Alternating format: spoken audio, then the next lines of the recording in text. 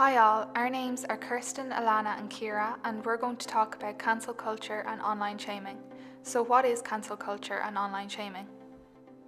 Both cancel culture and online shaming is the new form of public shaming.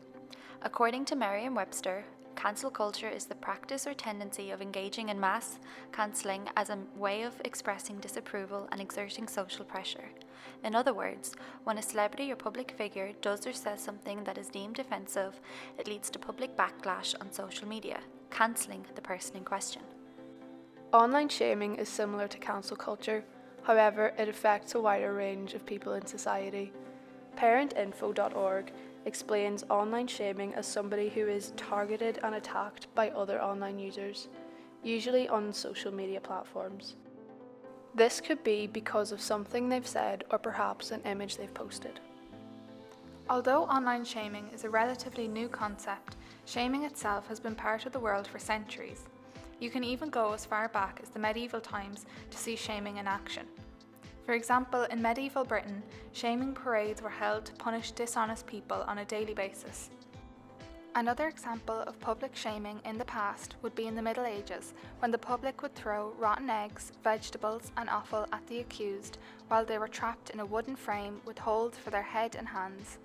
Though public shaming nowadays is harmful, it doesn't have the same level of physical violence public shaming once had.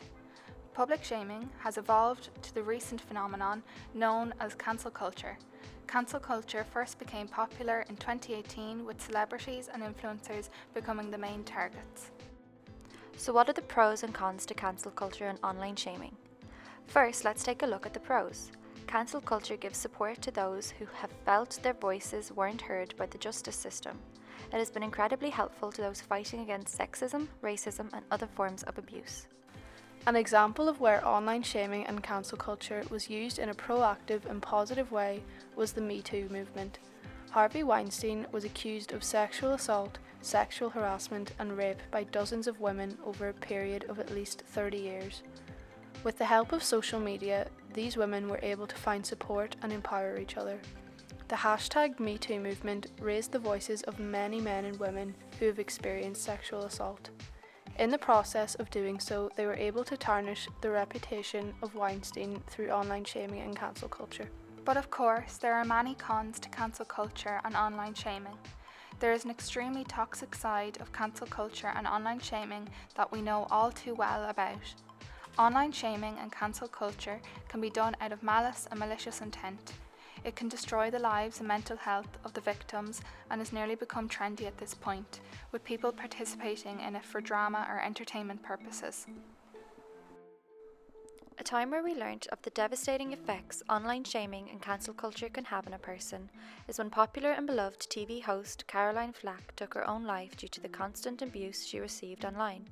It is clear to see the immense online pressure she was under, saying in one of her last social media posts before she passed, "This kind of scrutiny and speculation is a lot to take on for one person.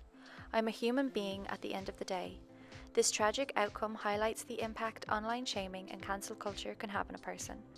In another post Caroline made just months before the incident, she mentions the importance of being kind online. In a world where you can be anything, be kind. But has anyone really learned from this tragic event and all the lives lost due to the cancel culture and online shaming?